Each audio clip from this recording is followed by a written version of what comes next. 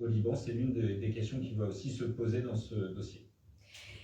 Vous avez bien compris, comme il a bien expliqué le reporter justement et spécialiste en affaires judiciaires, Carlos Ghosn Rosso, le français d'origine libanaise d'ailleurs, comment il va venir, comment il va être jugé et tout ça. Sachant que, vous vous rappelez tous de cette histoire, vous vous rappelez comment il a pris fuite?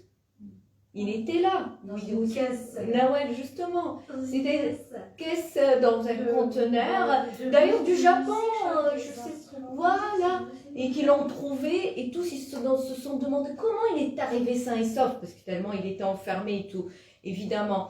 Et de toute façon, à la fin, il a réussi à revenir dans son pays natal, le Liban. Bon, le Liban, c'est pas le meilleur exemple aussi, hein, de point de vue correction, vous avez une idée. Hein. Ils luttent d'ailleurs, tous les Libanais, les Libanaises qui vivent maintenant dans la précarité et tout, parce qu'ils ont une classe politique, ils essaient toujours de la chasser, corrompue de premier degré. Et ben il y a, voilà, on va dire un 1000 corrompus plus sains maintenant, parce qu'ils ont Carlos Ghosn ou Rossen qui les a rejoignés là-bas.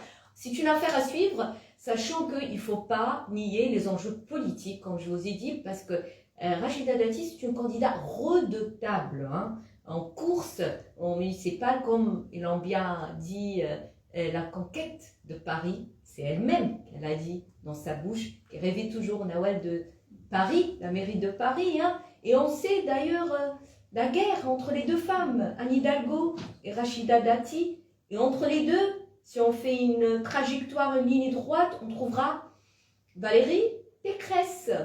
Les trois ne sont pas copines du tout. Hein. Voilà, c'est normal, c'est la politique. Maintenant, comme René, comme ça, cette fois-ci, vous allez voyager avec moi où, Nawel Hasbraïk? On va voyager en Algérie. Voilà. اليوم يقول لك الشمامي راني معاك